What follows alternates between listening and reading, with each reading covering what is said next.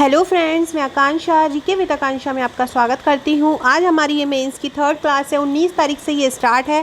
First class में हमने history पढ़ा, सेकंड में हमने ज्योग्राफी पढ़ा और अब हम पॉलिटी पढ़ने वाले हैं। पॉलिटी के आज हम 5 प्रश्न पढ़ेंगे। बहुत ही इंपॉर्टेंट प्रश्न हैं, बहुत ही, और हर स्टेट के एग्ज़ाम में ये पूछे जाते हैं और हमारा MPPSC लगातार इन प्रश्नों को पूछता है। तो चलिए स्टार्ट करते हैं। आगे बढ़ने से पहले चैनल पे नए हैं तो चैनल को सब्सक्राइब जरूर कर लीजिएगा ताकि आने वाली सभी वीडियोस का इन्फॉर्मेशन आप तक मिलता रहे। साथ में आपको डिस्क्रिप्शन में मेरा टेलीग्राम और व्हाट्सएप ग्रुप का लिंक मिल जाएगा, तो आप वहाँ से जुड़ सकते हैं, जहाँ पे आपको वीडियोस का अपडेट मिलता रहेगा और भी कई PDF आपको वहाँ पर मिलता रहेगा। ये मेरे पॉलिटी के नोट्स की जो है टॉप क्वेश्चन है। मेरे जो पॉलिटी का नोट्स है उसकी सॉफ्ट कॉपी का प्राइस 490 रुपये है और इसके हार्ड कॉपी का प्राइस 750 रुपये है। तो आप ये दोनों में से कोई भी मंगा सकते हैं। पैकेज के साथ लेते हैं तो पैकेज के साथ इसकी जो प्राइस है वो कम पड़ जाती है। तो संविधान सभा में पहला क्वेश्चन है, संविधान सभा में महिलाएं कितनी है। 6 नंबर में ये क्वेश्चन आएगा। जितना पूछा है उतना ही लिखना है। संविधान जब सभा बनी थी तो महिलाओं की संख्या 15 थी, तो हमको उनमें से ही महिलाएं लिख देनी है। तो पहली थी सुचेता कृपलानी, विजयलक्ष्मी पंडित, पूर्णिमा बनर्जी, लीला राय, कमला चौधरी, बेगम एजाज रसूल, राजकुमारी अमृत कौर, सरोजनी नायडू, हंसा मेहता, जी दुर्गा बाई, अम्मू स्वामीनाथन, ददयानी वेलायुधन, मालती चौधरी, रेणुका राय और एनी मस्करीन। ये जो हैं हमारे संविधान सभा में मोस्ट इम्पॉर्टेंट क्वेश्चन है for prelims for mains. Very important question, तो आप इसको बहुत अच्छे से कर लीजिएगा। पूरी महिलाओं का नाम भी एक बार दिमाग में बिठा लीजिएगा। नेक्स्ट है, संविधान की एकात्मक विशेषताएं बताइए। संविधान, देखो संविधान जो है संघात्मक विशेषताएं भी हैं और एकात्मक भी हैं। वो एकाकी स्वरूप भी प्रदर्शित करता है और संघात्मक स्वरूप भी प्रदर्शित करता है। तो संविधान की ऐसी कौन सी विशेषताएं हैं जो उसको एकात्मक बताती हैं।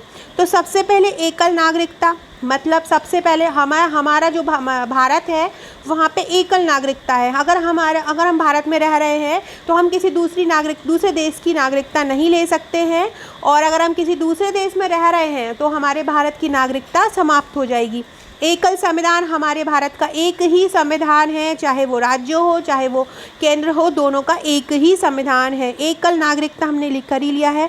संविधान का लचीलापन, हमारा संविधान बहुत लचीला है, उसमें कभी भी हम संशोधन कर सकते हैं।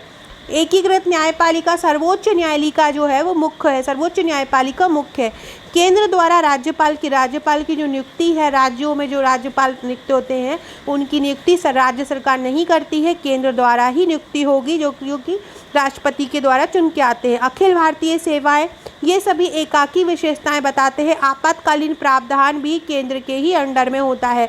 तो ये सभी चीज़ें बताती हैं कि संविधान मतलब एकल है। एकल मतलब एक ही पावर उसको पूरे को चलाती है। दूसरा है संविधान की संघीय विशेषताएं क्या है। संघ मतलब क्या होता है कि जो केंद्र जो है वो राज्यों से मिलके बनता है। देखो हमारा भारत है, भारत का कोई वर्चस्व नहीं होगा अगर राज्य नहीं होंगे। भारत जो है वो राज्यों और केंद्र शासित प्रदेशों से मिलके बना है। तो ये जो चीज़ है ये संघीय विशेषता इसकी कहलाती है। सबसे पहली जो एकात्मक विशेषता है उससे अपोजिट संघीय विशेषता आ जाएगी, जैसे कि संविधान की कठोरता। कुछ मामलों में को छोड़ दिया जाए तो संविधान का लचीलापन दिखाई नहीं देता है।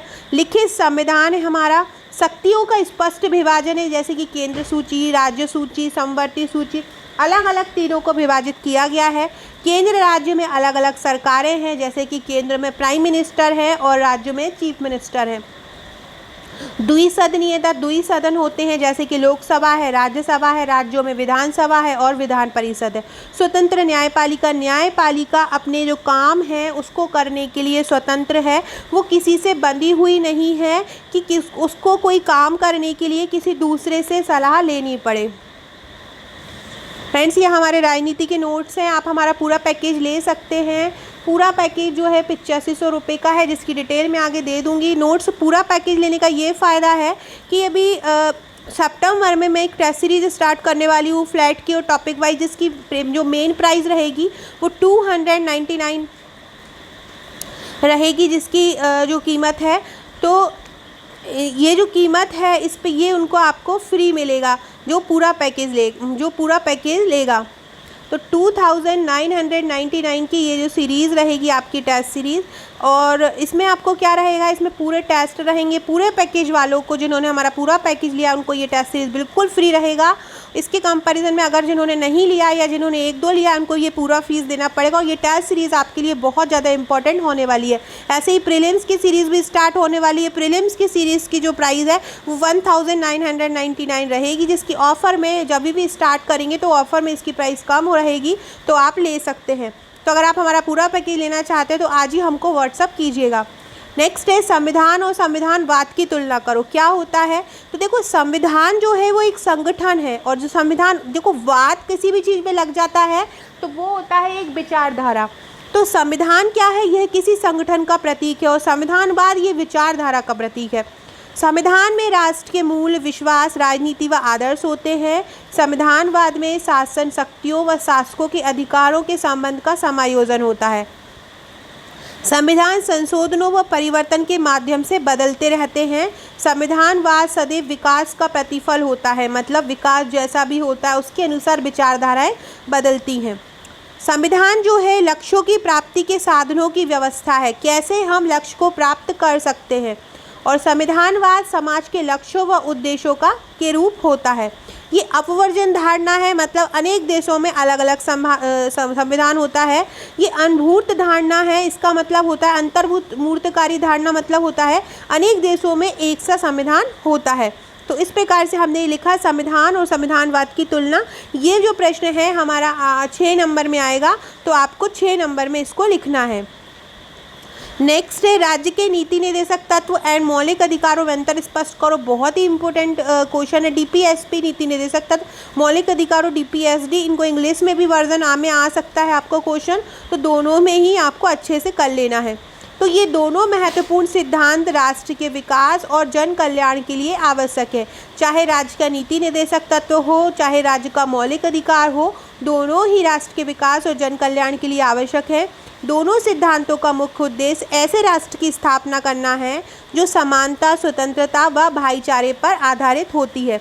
लेकिन इन दोनों महत्वपूर्ण सिद्धांतों में कुछ मौलिक अंतर हैं। क्या है? नीति निर्देशक तत्व न्यायालय में प्रवर्तनीय नहीं है, मतलब इनको न्यायालय में नहीं जाके इनको कर सकते या इनके खिलाफ कुछ कर सकते, जबकि मौलिक अधिकार न्यायालय में प्रवर्तनीय है। नीति निर्देशक तत्व सामाजिक आर्थिक लोकतंत्र की स्थापना करता है, वही मौलिक अधिकार लोकतंत्र की स्थापना करते हैं, न्यायिक लोकतंत्र की स्थापना करते हैं। नीति निर्देशक तत्व राज्य के सामूहिक प्रयास है, अर्थात ये व्यक्तियों को सामूहिक रूप से प्राप्त होते हैं, जबकि मौलिक अधिकार व्यक्तिगत रूप से प्राप्त होते हैं। पूरे समाज को जो प्राप्त है, पूरे राज्य को जो प्राप्त है, वो नीति निर्देशक तत्व रहेंगे। पर्टिकुलर किसी व्यक्ति को प्राप्त है तो वो मौलिक अधिकार के रूप में रहेंगे। सो फ्रेंड्स, ये थे हमारे आज के क्वेश्चन। एक और क्वेश्चन है, संविधान सभा की समितियां लिखो। संविधान सभा में कौन कौन सी समितियां थी? नंबर 1 था प्रारूप समिति, जिसके मुख्य थे अंबेडकर, भीमराव अंबेडकर। कार्य संचालन समिति, ये किसके कौन थे मुख्य? इसके थे KM मुंशी। तीसरा है संघ शक्ति समिति, इसके प्रमुख थे पंडित जवाहरलाल नेहरू। मूल अधिकार और अल्पसंख्यक समिति, इनके थे सरदार वल्लभ भाई पटेल। संघ संविधान समिति, इनकी संघ शक्ति समिति और संघ संविधान समिति, इन दोनों के ही पंडित जवाहरलाल नेहरू थे, जो कि हमारे भारत के प्रथम प्रधानमंत्री थे।